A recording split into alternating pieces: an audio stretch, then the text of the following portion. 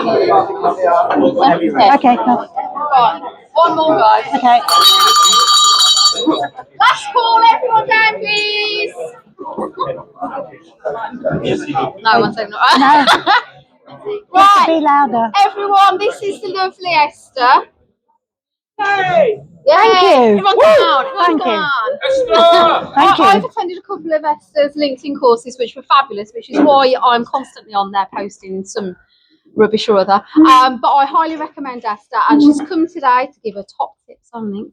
Thank you. You want newsletters as well. Hi, everybody.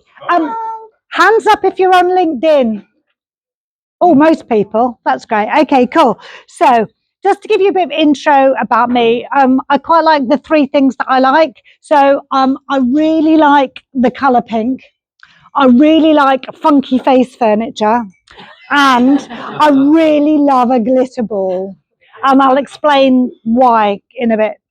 So I'm here today to talk to you about LinkedIn. And I could honestly probably talk to you all week about LinkedIn. I have written a book all about LinkedIn. I have got some copies if you want to buy them. Shameless plug. So you might be wondering, why are you talking about glitter balls and LinkedIn in the same breath? And why have you got a shiny jumper on? It's really because I think that LinkedIn is a really underrated platform. And I think that a lot of us are using LinkedIn in the way that it was kind of first created all those years ago as a CV receptacle kind of platform. And it's not like that anymore. It's really, really changed. And I think that LinkedIn could be the best networking meeting you have ever been to in your pocket 24/7, because you get to choose who joins your LinkedIn party. You don't have to say you want to connect with a lovely chap in Mumbai that does web development, because you can strategically say, I'm only going to connect with people that I've actually met in real life. Or you might say, I only want to connect with people who are my ideal customer or who could introduce me to my ideal customer. So that would be my kind of first tip, is to really be strategic about who it is you want to connect with on LinkedIn. So kind of plan your strategy about why it is you're on the platform. So when I've been chatting to people kind of previously, and I'd say, oh, you know, what social media are you using for your business? And they'd say, oh, I'm using Facebook. And I said, that's great. Why are you using Facebook? And they'd say, well, I don't know, everybody uses Facebook, don't they? But so I think if you're going to be on LinkedIn, you need to have a reason why you're there. What is it you want LinkedIn to do for your business? Is it about raising brand awareness? Is it about getting leads? And once you know why you're there, then you can set what LinkedIn does for you and work through a kind of strategy that will do that for you. So a lot of people will use LinkedIn to get them leads. But I also think that you're much better to be building relationships. So is it Melissa? Yes. So Melissa was saying earlier about engagement, and I completely agree 100%. You can't just come onto the platform and broadcast your stuff out there, and then people say that, shit, it's not doing anything for my business at all. But that isn't what it's about. It's about getting to know people, finding out what keeps them awake at night, find out what language and terminology your customer uses. Because in our businesses, we all use jargon and abbreviations, but our customer often doesn't have the foggiest clue what we're talking about. So it's really important that when you're writing your LinkedIn profile, you use the words that your customer would use, and you talk about what it is you can do for them. LinkedIn is not about you, really. It's about what you do for other people. So make it so that it's really customer facing. So when somebody comes onto your LinkedIn profile, they can see straight away what it is you do, who you do it for, and easily how they can get in touch with you.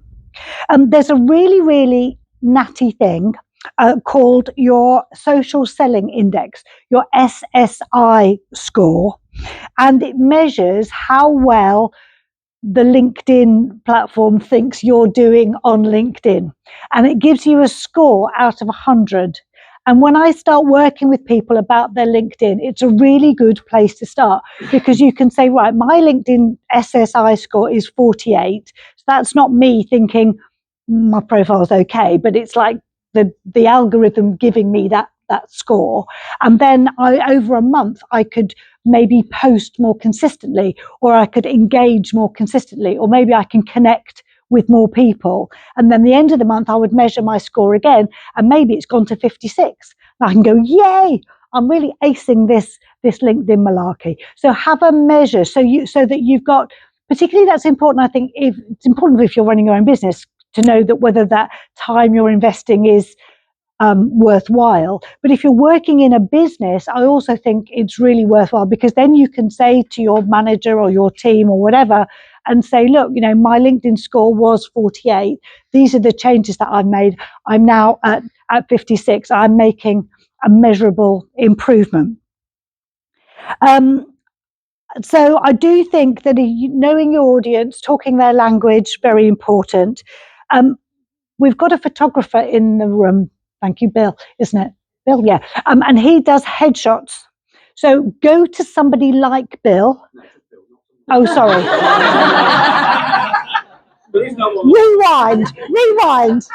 Go to Bill to get a professional headshot done, because there's nothing worse than your profile photo where you look a bit grim, or you've got your other half and you've cut them off, or it's a bit blurry, or you're not smiling. Everybody needs to smile more, don't they, Maggie?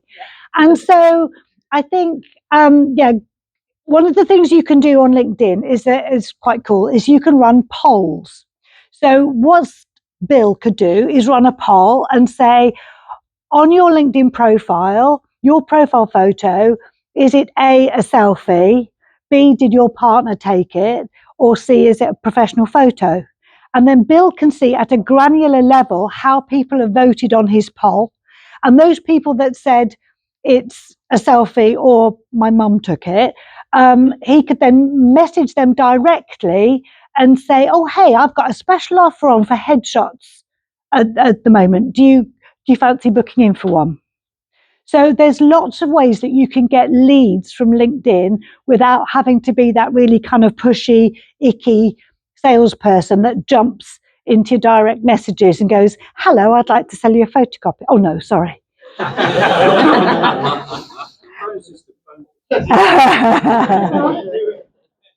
The other thing that I would do regularly, one of my top tips for LinkedIn, is to change your cover banner. So if you look on LinkedIn, behind that profile photo, you've got your cover banner.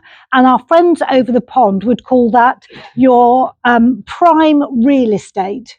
It's the biggest area that you have got to sell what you do on LinkedIn. So my first tip with your cover banner would be, make sure it matches with your brand and your colors and all the rest of it. Make sure that when you're looking at it from a mobile, your profile photo doesn't cover up some of the text or the image that you've got on that cover banner. So check it on a mobile as well as on a desktop. And I would say change it quite regularly. So you might have a kind of seasonal, every kind of 3-4 months change. It might be something to do with what special offers you've got on, or what's happening in your business. So once you've created your LinkedIn profile, don't just leave it static. You need to keep going back to it and revisiting it and changing it and making it more appealing, and get other people's feedback. You say, look, this is my LinkedIn profile. What do you think? Does it really, we've all done our 60 seconds this morning. If you look at my LinkedIn profile, does it really explain to you what it is that I do, having heard my 60 seconds? So the next tip is use video. Now, I know lots of people do not like speaking to a camera or whatever, but Dave's an expert at this. So chat to Dave about how he overcame whatever it was, maybe some obstacle or hurdle, about doing face to camera. I hate New Year's resolutions, but I have made a New Year's resolution to do more video on LinkedIn with my top tips, which I'm now doing every day. So if you follow me on LinkedIn, you'll see me popping up with my irritating little videos. But people will watch a video, but they will watch it with the sound off. So make sure that you're using some kind of platform that will put your captions over that video, so it's really clear what it is that you're talking about. And because LinkedIn is kind of playing catch up on where the other platforms were quite a long time ago, if you're on Instagram, you'll know that there's Reels and where you have your vertical video. LinkedIn has now jumped onto that vertical video, and that's the thing that will get you more brownie points with the algorithm on the platform. So we've talked about engaging, not just broadcasting your stuff out there. One of the ways to do that is under somebody's profile, there's a little bell icon. If you click on the bell icon, it'll say, do you want to get every post from this person, main post from this person, or no posts from this person? And then, so if, for example, you've got a hit list of people you want to work with this year, go onto their LinkedIn profile, click on the bell, then you'll get notified whenever that person posts, and then you can jump on that post with your helpful comment saying, oh, hi, it's Esther. What a great comment, what a great video. And they're like, God, that woman, she's everywhere, but then you're staying top of mind. So when they think, oh, I need to talk to somebody about their LinkedIn, I know I'll talk to Esther because she's on LinkedIn all the time, and she's helpful and she's friendly. So if there's free features that LinkedIn offer you, I would take them. I personally don't pay for LinkedIn Premium. It's about 60 quid a month. I'm quite tight, so I don't want to do that. But there are lots of things that LinkedIn will offer you that you can do for free. So for example, you can't do this on your desktop or your laptop, but you can do it on your phone. You can record a 10-second name pronunciation audio clip. So you might have a name like Esther Partridge-Warner, which I don't think is particularly difficult to say. So what you could do with your 10-second name pronunciation is say, hi, I'm Esther. I can help you with your LinkedIn. Get in touch with me to find out more. Easy. 10 seconds adds another level of kind of 3D-ness, media-ness, getting people to understand a bit more about what you do. It really helps with the know, like, and trust factor. So that's a free thing that LinkedIn will offer you that you can put on your profile. You can start a LinkedIn newsletter, and then people get a notification to say, hey, Emma's sent out her LinkedIn newsletter, and they send the notification to your inbox as well. So you've got a double whammy of not missing Emma's LinkedIn newsletter. And the good thing about a LinkedIn newsletter is that LinkedIn does the heavy lifting to get people to subscribe. You don't have to do anything. You just publish it, and then LinkedIn will say, Emma's produced this really great newsletter. Do you think you might want to read it? And then when you go through who your subscribers are, some of them will be your first degree connections, but a lot will be second and third. And then you can go through and say, oh, I wonder if there are people here that I should be connecting with and chatting with. So my last tip really is about being consistent. So decide what it is you can do in your business, how much time you've got. You might say, do you know what? My life is really busy. I can only post once a week. Brilliant. Post once a week, but consistently post once a week. Don't post 3 times this week, once next week, and then it's completely fallen off your radar the week after. The algorithm likes consistency. It likes to know when you're likely to be posting. So the more consistent you are, the more visibility you're going to get, with more people seeing your LinkedIn profile. So I don't know how I'm doing for time. I've rushed through very quickly. But are there any questions? Because I'm really happy to answer any questions that you've got. Oh, Dave, is it going to be a complicated one? Yes. So what if my mom took my profile picture? Yes. As a professional photographer. Oh, don't be tricky, Dave.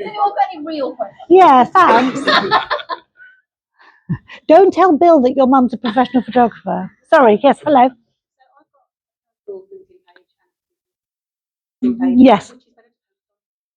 Okay, so I would recommend that everybody has a personal LinkedIn page and then your business LinkedIn page. And the reason that I think you should have both is because Google indexes LinkedIn in a way that Google doesn't necessarily index Facebook and Instagram, etc. I would suggest that people buy from people first. So I want to know what you're doing and what you're saying and what you're putting out on your personal profile. But on your company profile, you could have a different strategy and do something a bit different. And because it's a business page, you can be a bit more promotional, maybe a bit more salesy. What I tend to use my company page for is what I would call curated content. So maybe I've read a report about something about LinkedIn, or maybe there's a new feature or something like that. That's what I will use my company page for. So I'll be posting different things on both. Does that help?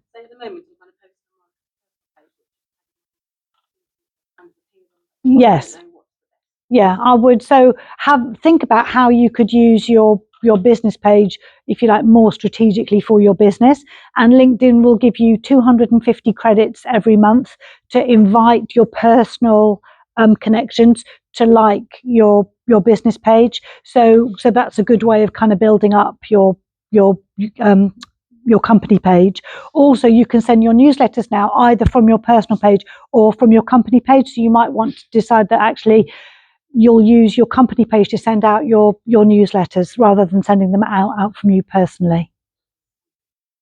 Cool. Yes, go on, Emma. If you've got a separate brand within the business, yes, would you recommend having a separate brand page? So what you can do there is you can have LinkedIn showcase pages. So say you've got